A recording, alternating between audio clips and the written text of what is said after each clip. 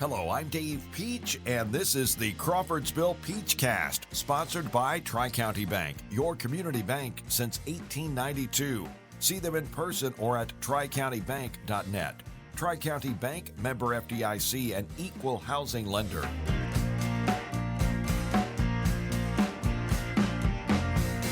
Crawfordsville Peachcast, we are presented by Tri-County Bank, your community bank since 1892, and we're also sponsored by Central Indiana Rubber Products.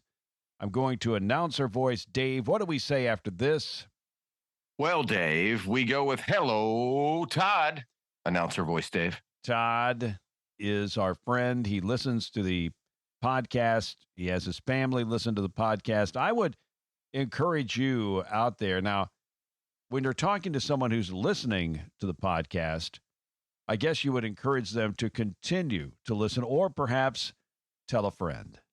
Tell a friend. My guess is that Todd and family do it individually.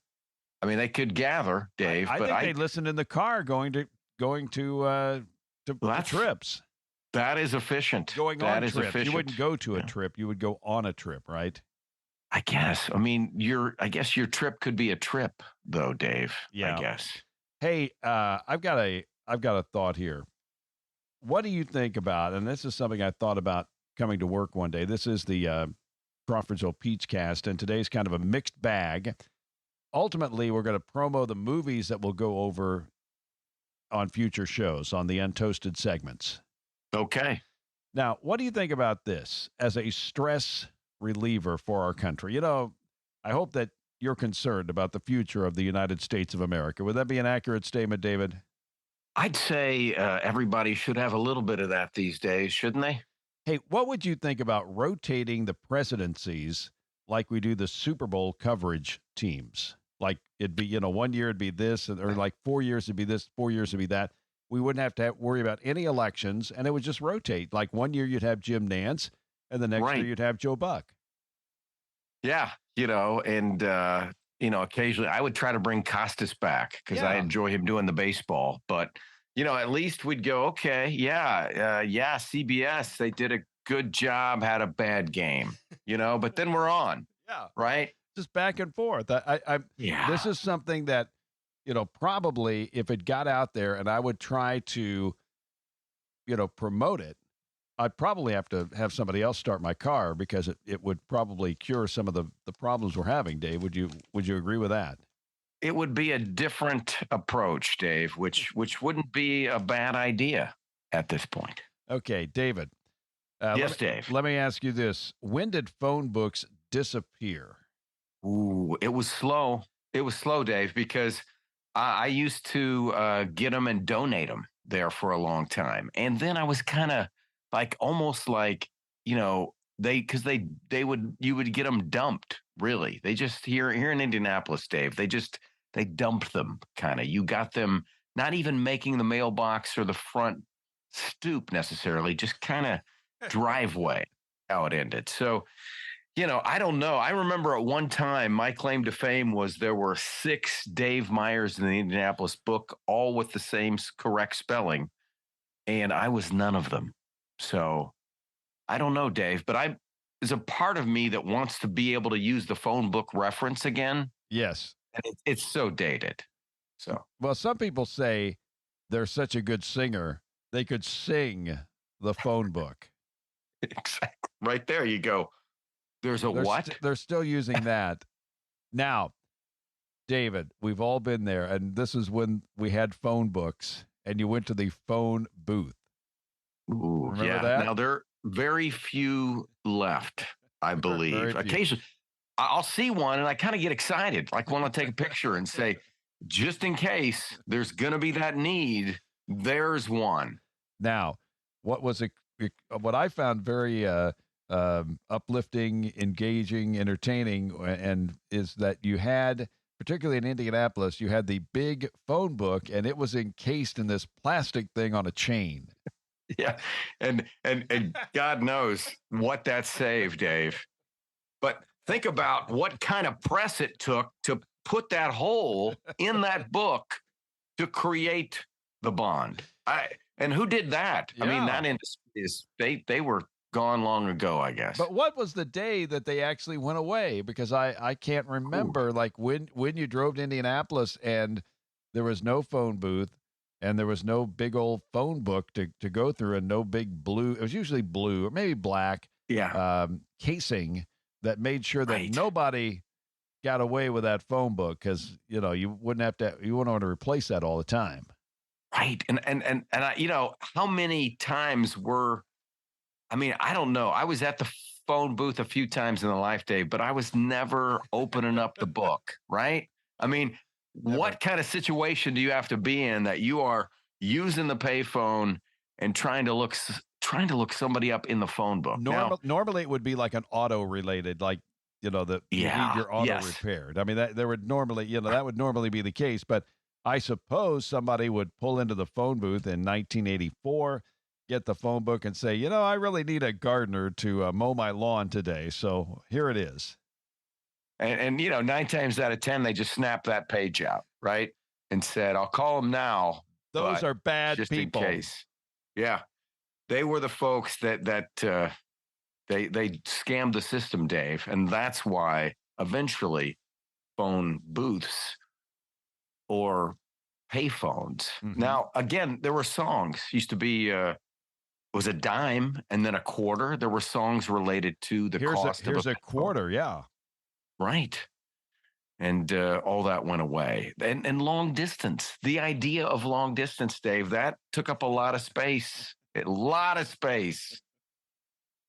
Woo. Oh, now we're just totally out of that. Well, you remember two songs that you remember Operator. Operator. Yeah, that was all about the long distance operator. Can you help me place this call? Dave, there's no one. You pick up your phone today, there's no one going to be there ever. You got to hit Yeah. buttons and hope it's going to go okay. And then people are going to be, hey, why are you calling me? Because you should have texted, Well, and right? it's like if you are looking for someone in your past, you could find them easily, and once you find them, you could tell them what they had for dinner the last 7 days and where they went for Ugh. vacation and what their favorite sporting teams are. So it kind of Yeah. takes the thrill out of seeing that person for the first time in 35 years because you've actually seen them every day. That the curiosity factor, Dave. The wow, I never would have. I thought he was going to be taller, or No. all the things that people first thought when they met me. Okay, now another thing, and this is radio shop talk. Um, do you remember when announcers, and this was like mainly on NFL games or something like that, and maybe I'm dreaming this, but they actually had the mic strapped to their chest. Do you remember Oh that? yeah, yeah. That was the Dave Garraway model, Dave. I think, which was like at one time was a pretty hefty device. That I think Bob Dylan saw, and then eventually, made something like that for his harmonica. But Put a yeah, you harmonica up had there. Yeah. read a harness. You had a harness that took one of those RCA, 77 mics and put it on your chest. Those guys probably had back problems. Lindsey Nelson probably didn't talk about the stress of keeping his head up and calling a game. And one thing I noticed about old time sports announcers and watching old NFL games as I do, and apparently millions of other people do as well. Sometimes the play by play man stood and the color man Oh, sat. yeah. I don't. It's like they're I having a don't. talk or something. The play-by-play guy, he's in motion, and I guess the analyst was allowed to, he wasn't as busy, so he could sit back, watch the monitor, and decide, you know, like, yeah, I remember nothing here. in I think it was like 78 or something like that. I remember one of them looked at the camera and it's like late in the season and they said that Tampa Bay has the advantage in tiebreakers, and this was like new Ooh, knowledge back in '78. With ooh. those kind of a mysterious thing. Now we can read chapter and verse everything. It just I kind of miss those innocent days of mic strapped to your chest, not knowing about tiebreakers, and the play-by-play man standing while the color man sat and listened to him, almost like a son. Yeah, exactly. You got Pat Summerall up and leaning in while Tom Brookshire's just hanging out, man, just hanging out. Okay, well, we have already covered some one more thing before we go to break. I learn when I read articles, Dave. I learn things. It's amazing. Reading is fundamental. But there's some things that I will never learn. Are you ready for this just by reading or by any means? I realize that I don't know them. It's like I used to have on my wall medium versus media. Medium is singular of media, right? This is correct. Okay, medium. So radio is a medium. Yes. And radio and TV are media. Yes. Okay, good. I remembered that one. Now, this is SiriusXM will offer subscribers nationwide live, hole-by-hole coverage of the 2023 Ryder Cup. Okay. Golf's, now, wait, here's the punchline here. Golf's biennial international event. Now, that means biennial means it's held, of course, twice a year, right? That's what I thought. and Dave, Sorry, I'm laughing at my own jokes. It's not good. Biennial. Let me do that one again. Biennial means I won't laugh at it this time. Biennial, of course, means it's held twice a year. And it's also, I think, a name for certain pets. Biennial. But biennial is, I'm sorry, obviously I know this because I follow this kind of stuff. And we know that biannual, therefore, is not correct. Biennial, it's BIENNIL, is every other year. Every other year. And you can't say every other year because that would be too clear for people like me reading the article. Somebody had out their thesaurus, Dave. Now, they were getting clever. So what's the difference? Biennial, now biannual. Is that a word? Ooh. This is I need to get my thesaurus out. I was monthly. Bi-monthly, is that twice a month? Is that every other month? Yeah. BIMONTH. Yeah. So, but yeah, I'm totally confused. I'm still. But I know that because I know daily, weekly, monthly. We should just keep it. Once we get the Roman numerals involved, Dave, it gets hairy. It does, and we're going to talk about AI. We're going to talk a little AI and some other matters as well. Something we might get into AM. We'll get into a little AM radio, see what's going on. Good. On the Crawford. And anything that you would have on your mind, Dave, you're allowed to contribute too. Dave, anytime you want to talk about Allen Iverson, I'm up for it. We got it. The answer. And we have more of the Crawfordsville Peachcast coming up right after this. Bazing. Wow, that's fun to say. Bazing is Tri-County Bank's Smart Rewards checking account.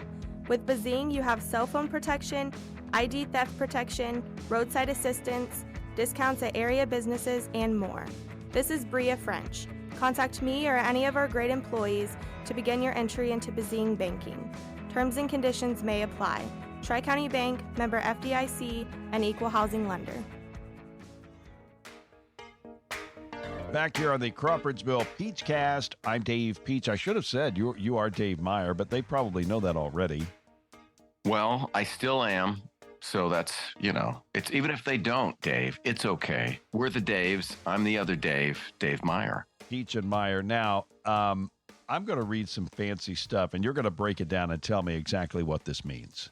Ooh, okay. The title of the article is InsideRadio.com. Study shows AM/FM radio and podcast ads boosted e-commerce and retailer brand perceptions. Okay. It sounds like to me, Dave, podcasting is making money. And you should use AM radio and FM radio as to promote that. Here we go. Allow me to read this. A marketing mix of AM/FM radio, streaming, and podcast advertising made a notable impact on key brand perceptions for an e-commerce retailer based on research conducted by Cumulus Media Westwood One's Audio Active Group. Okay. The study, in conjunction with online brand measurement company Upwave, focused on the retailer's 6-month ad campaign using AM/FM streaming and a sponsorship of a podcast, which I will name later. Okay. surveyed an equal number of consumers exposed and not exposed to the ads, identified in each case by a pixel placed in the digital audio ad server. And you know how to do that, don't you? Yeah, just a little pixel, not a big one. According to the analysts of the survey's results in Westwood One's weekly blog for the campaign's primary target of women, those exposed to the campaign significantly lifted key brand perceptions at levels higher than those unexposed. Most notably, they were 140% more likely to associate the brand with offering the best sales and coupons, 81% more likely to say the retailer is a brand I trust, and 33% more likely to say the brand partners with all my favorite stores. One more paragraph here. Additionally, key measures of brand equity were also significantly higher among the women sampled who were exposed to the e-commerce retailer ads, including a 102% increase in purchase intent, 54% growth in familiarity, 37% greater consideration, and a 55% lift in Upway's prediction of future customer growth. Break it down for me, Dave. Dave, it sounds good. To me, okay, broadcasting is an intimate medium. Always really, we're talking one-to-one. So you tune in to your familiarity and you hear that, and then you hear talk about a podcast, which is, again, an intimate medium. And it's you become, your familiarity with the radio, much easy transition for the trust, just that I know these people because I hear these people talking, and now they're talking about this. Where is that? It's a driver, Dave, somehow, some way. Again, broadcasting works. And oh, by the way, the podcast was Dave Peach and Dave Meyer talking about Club Paradise. And we didn't even know we were part of the study. No, how about that? No, I'm sorry. It wasn't us. I should have let that go a little while. Well, and I'll try it again. Don't edit this, Curtis. Okay, let me try it again. And the podcast was Peach and Meyer on an Untoasted talking about Club Paradise. I did not know that, Dave. Anyway, when you try to land the joke twice, but anyway, no, the podcast was, and this is kind of like when my son said, "Hey, you ought to watch some podcasts." Okay, to get better at podcasting, you guys podcast. So my son says, "Hey, watch this podcast." It's Conan O'Brien talking to Harrison Ford. Okay. Do you want to be Conan or Harrison, Dave? Yeah, I mean, okay. Well, I guess I need to call Harrison Ford and see if he'll be on this show. That's my takeaway. Or maybe I should. Yeah. Or maybe I should go host a late night talk show for 15 years and then do a podcast. But I'd be 77 at the time, so I'd still have some time left on the clock at 77. I would say, but you were a big fan of Ally McBeal, and you can maybe use that to say, your. Is it wife, Callista Flockhart Harrison? I don't want to talk about any of the movies, unless we're going to talk American Graffiti, right? I mean, maybe regarding Henry, that was we can get into that. But you're going there now. I know. I still haven't said the name of the podcast, so that they're doing all this research on. Because I have. Are you ready for it? You have it. You have it. Okay. I mean, I kind of saved it for the end. The surprise effect here. The big reveal, Dave. The podcast Elizabeth I, the podcast about actress Elizabeth Taylor, narrated by not Dave Meyer, not Dave Peach, not Curtis Broadstreet, not Courtney to my left, Katy Perry. Huh. Katy Perry. Okay. So again, Dave, what I need to do, Dave, is go out on tour and sell out stadiums for about 5 years, and then do a podcast, and then it would all just be right there. Right. It's just getting your demo all worked up and lined up, and then landing, information, content, giving it to them on a consistent basis, and then voila, Dave. Voila. It's just that easy. How does it work? That's again, and there's no, I mean, I understand all the analytics, all the things like that, but ultimately you are you're using, you know, Elizabeth Taylor narrated by Katy Perry. I mean, how can I what can I do to compete with that? I mean, it's a little tough. We can't go there, Dave. No. We can't compete with Elizabeth or Katie. Yeah, it's a little bit difficult. Here's another one. This is unrelated, and I did not know this, but this is from again InsideRadio.com. Broadcasters see more collaboration innovation from. This is September 12th, 2023. Return to office. Okay, that makes sense. That makes sense. Have we not returned to the office yet, Dave? Not everybody in corporate America has come back. So, that commute, right? That commute time is sit with your music or your radio station or whatever it is. But that is a time of a lot of business gets done. So you're saying that COVID was the beginner, or I guess COVID kind of got people thinking about, or I should say COVID shut down the offices. Let's just say COVID shut down the offices. Yes. And then when COVID relented, people said, you know what? Not driving an hour and a half to and fro is kind of a good deal. So they kind of kept that going. And now they've got to convince people and convince themselves that it's better for people to come back to the office. Yes, and it's not an easy sell, but for a lot of folks, it's different environment. If you're young in your career and you want to grow, you got to be in there to be networking and learning, as you go. I think if you're maybe older and established in your position, maybe it makes it's harder to say, hey, well, you got to be back in here. But I think more and more people are going back to work because that is for the most part the business of America. As it continues to change, we still need people in offices to get things done. And I, for me, we never really did leave the office during COVID. I can't imagine, I guess maybe a day here and there, but I can't imagine, and maybe it's the way I'm wired, not coming in the building. And, we don't even have a fax machine for me to check, so I'm not checking the fax machine.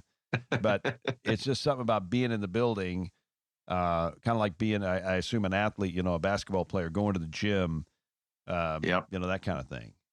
It is. And it's a part of the process of how you do what you do is settling into that and being ready, and that doesn't, you can't, just like as you put on a uniform to do whatever you're going to do, being in the office to do, especially this kind of work, you're on the mics. You need to be in a place that is going to be friendly to your audience. Okay, and we talked about AM radio. Before we get to AI, we'll talk about AM radio. Federal number crunchers conclude there's a small price to keep AM radio in vehicles.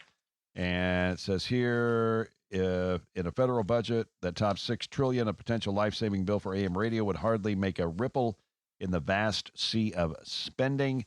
I think along with the fact that, there's just no good reason to take away the AM radio. And it seems like the momentum is there that AM radio is going to be saved and is going to remain on your radio dial. Dave, I think it's like the last feel-good story that we had there earlier this year, where it seemed like it was everybody's no-brainer agreement was, of all the things that we have to deal with, let's keep this going. Let's not eliminate. Let's not kill a historic and current source of constant information and entertainment. And we're there, I think we are. I think it's going to be saved now. Dave, what do you think about AI? You heard they settled the writer's strike, and apparently AI was at the center of the debate. AI was at the center of the debate, which, if if you have access to AI with your computer and want to, see the skills that are available in, if you want to say, hey, can you write a poem in the style of Bob Dylan about trucks and dandelions? That'll take you about 45 seconds. So AI is here to stay, and it's both exciting and scary, I guess. Now, where would you rate this as far as AI? Back 20 years ago, in the old days, and you started in radio, and you probably ran a Reds game. Would that be correct to say that you ran a Reds game? Absolutely. Ran the board for a Reds game specifically. Yeah. All that. How exciting was that to run the Reds game? Well, it's like listening to it and being ready for things to happen. But I don't know about excitement, Dave, as far as running the board for a Reds game, unless the game was exciting, right? Well, I'm kind of going down it was an exciting path, but you kind of took me there. But again, we don't rehearse this show, so we don't go over the notes. Now, were there ever mistakes when you ran the Reds game? Oh yes, Dave. There were times that I might have hit the wrong switch, or I was certainly soon to know about any mistakes that I made in being the steward of the broadcast there locally. Now, you would always be prepared for the commercials, but those IDs at the top of the hour were always tricky. Sneaky, because you couldn't predict them, right? No. When's Marty going to get a chance here to hit the top of the hour? And it's not that he forgot about it. And you kind of you're waiting for him to realize somebody's going to whisper to him, and then it would happen. Time to take the ID. Now, 20 years ago, 25 years ago, whenever it was, somebody came up with the technology to where you could automate these broadcasts. You did not need Dave Meyer to board op anymore. So would you consider that AI or just a computer program type thing? Okay, this is good because I actually looked this up. There are like different definitions of AI. The common one is theory and development of computer systems capable of performing tasks historically required human intelligence, such as recognizing speech, making decisions, and identifying patterns. Okay, so within that, it took us, it's been a long time that board ops were not as necessary, right? We're talking how long, you think? I'm going to say 20 years. I could be wrong on that, but I'm thinking 20 years. It could be longer, but I'm going to just kind of float the 20 in there.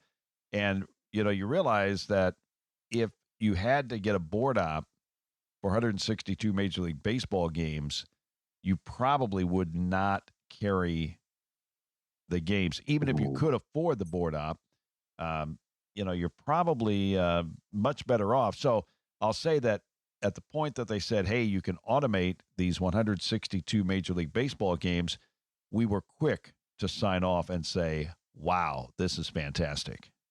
Yeah, no. And I, the closest example to me for a lot of work that I do, doing interviews, you always want to have transcripts, right? So that you can go back and be totally accurate with how you put together content for storytelling or ads or et cetera.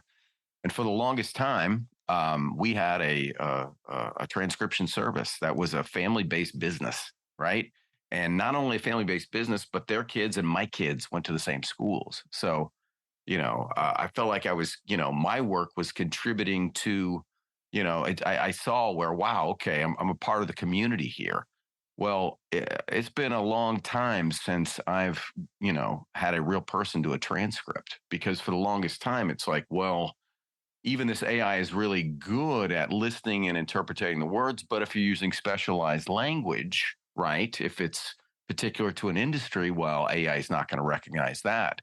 Well, about 5 years ago, I had the ability to load in like a preload terminology, nomenclature from a particular, in this case, I'm thinking of a slide deck, right? And then after a live session where people are having this discussion using regular language and all this nomenclature, this AI device in a relatively short amount of time has got a transcript done of a 2-hour session in, I don't know, 15 or 20 minutes. That's 90% accurate.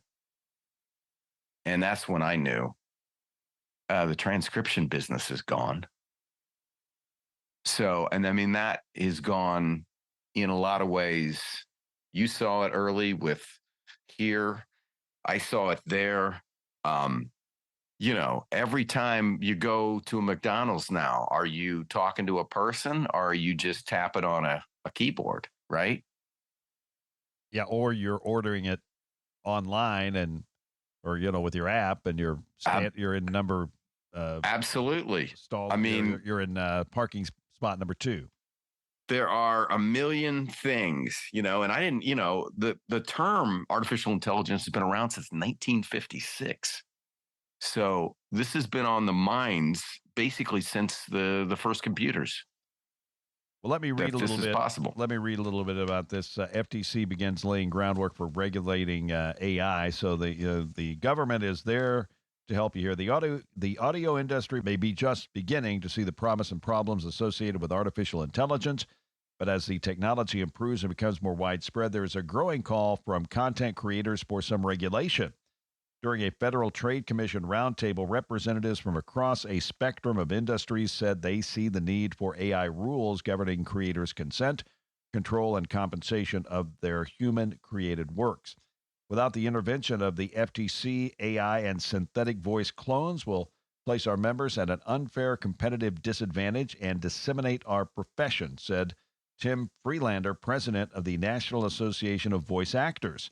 It's difficult enough to compete against other humans. Now voice actors have to compete against digital clones of themselves and against multi-million and billion-dollar tech companies. Freelander said he is not anti-AI, and because it is easy for AI to capture the voice of an actor and then use the sample to create completely new works, it has already opened new opportunities. But Freelander said it also is having negative consequences, such as a voice actor who was told by an advertiser that they would not be needed since the client planned to create a synthetic version of their voice for the ads they had produced in the 3 prior years. One day, I always think while I'm reading and I can't read it, but let me try that last line again. Okay. Since the client planned a creative synthetic version of their voice for the ads that they had produced in the 3 prior years. So in this case, and that's the end of your reading. Well, and I tell you what, this is scary, right? Yeah, I mean, so this is someone who Joe or Cindy Smith, who was doing a voiceover for Qdoba or whatever, and they said, "Hey, guess what? We don't need you anymore because we got your voice and we can recreate it and we can do the ad and we don't have to pay you $5 or $500 or $5,000 or $500,000." Yeah, it's it's something. It's funny. I many years ago was told by a nationally known talent I worked with on.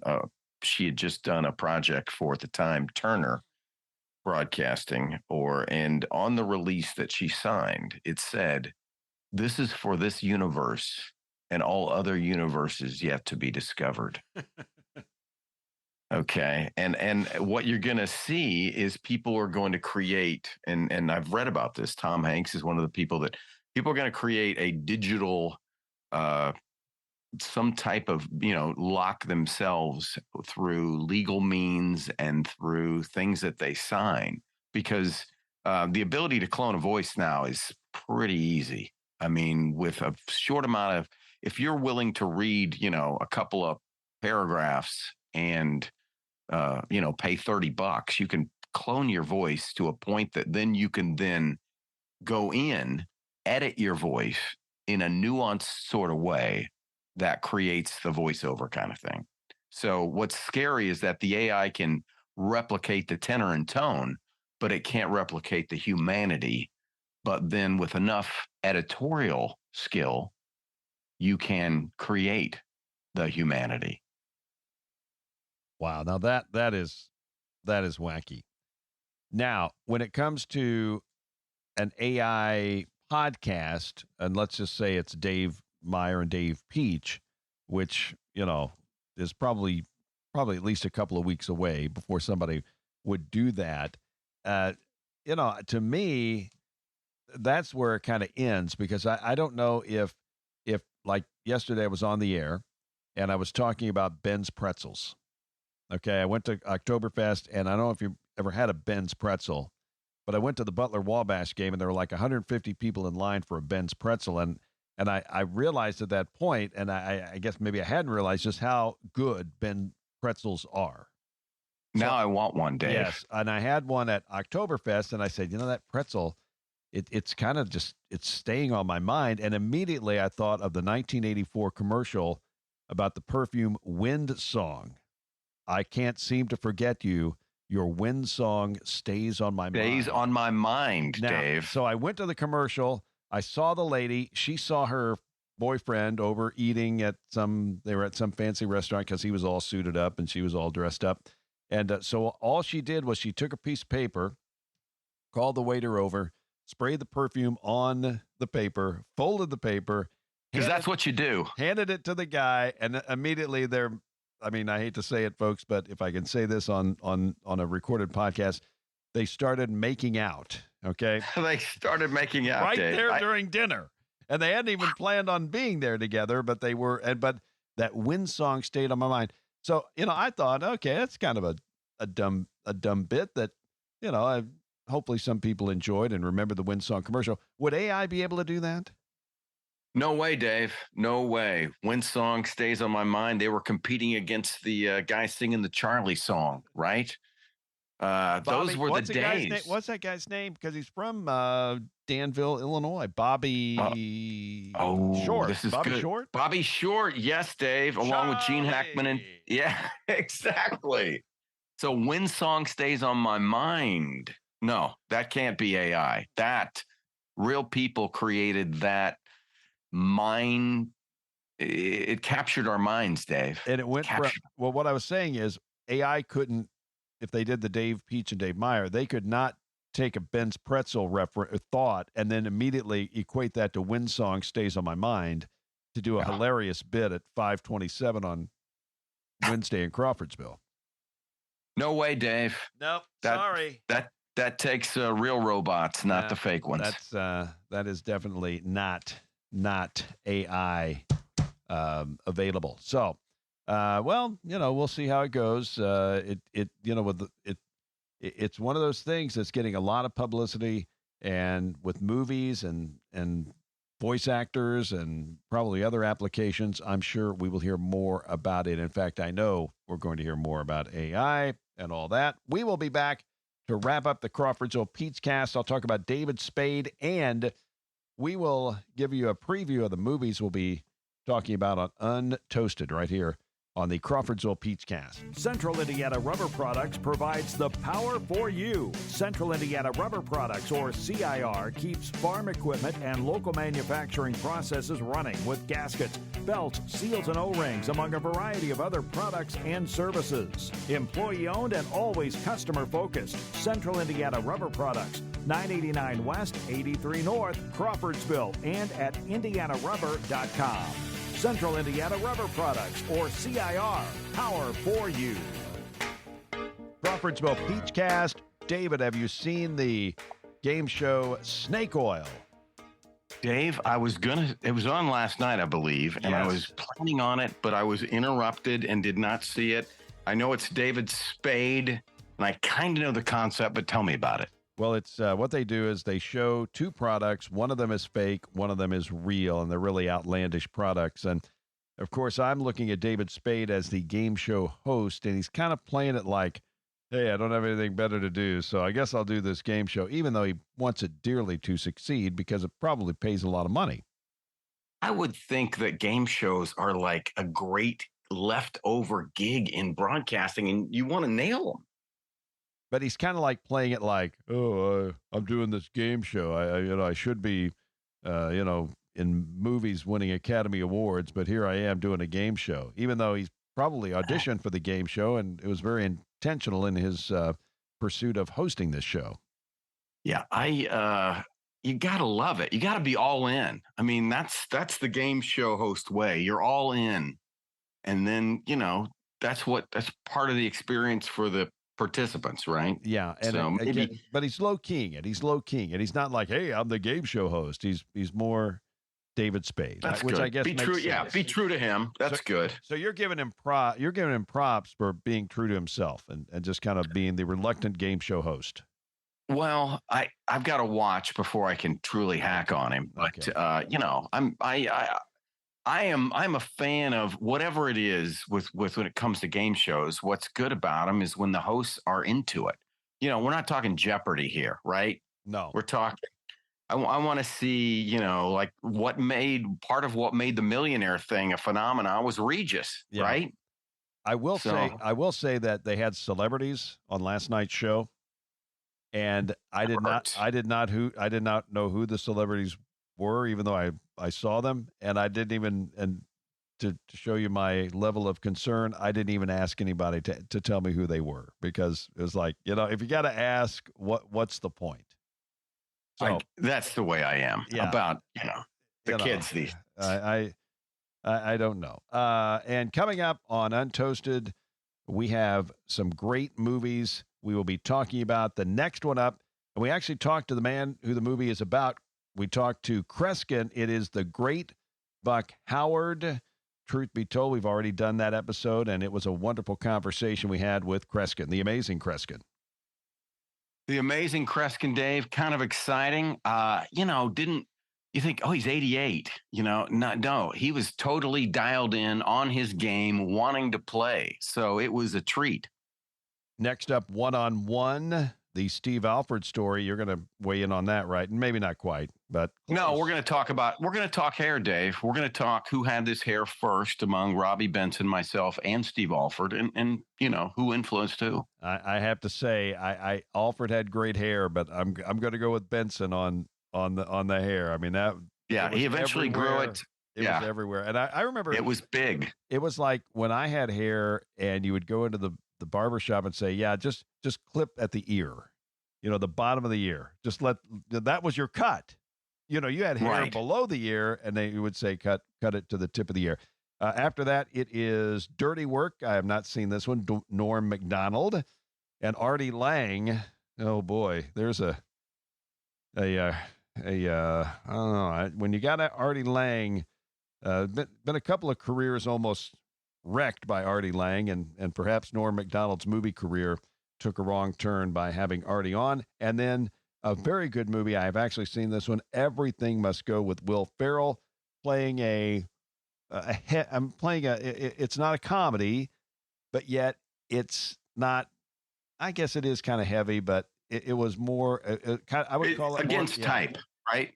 It's against type. It's not, you think Will Ferrell, you think Ron Burgundy, Blades of Glory, Saturday Night Live, yada, all that. And this is Will Ferrell acting in a good role, a meaty role in an independent movie. But it did have a zany quality to the serious subject. Anytime we're kind of evolved around a lawn sale premise, right? Yeah. I would recommend all four of these movies, and we'll break them down on Untoasted. Dave Meyer, always fun to talk to you, and go get you a Ben's pretzel. Oh, I'm on it, Dave. Goodbye, sir, and have a dandy day. We are sponsored by Tri-County Bank, your community bank since 1892, and Central Indiana Rubber Products. Hello, Todd. Like, share, and subscribe the Crawfordsville Peachcast. I'm Dave Peach for Dave Meyer. Have a great day.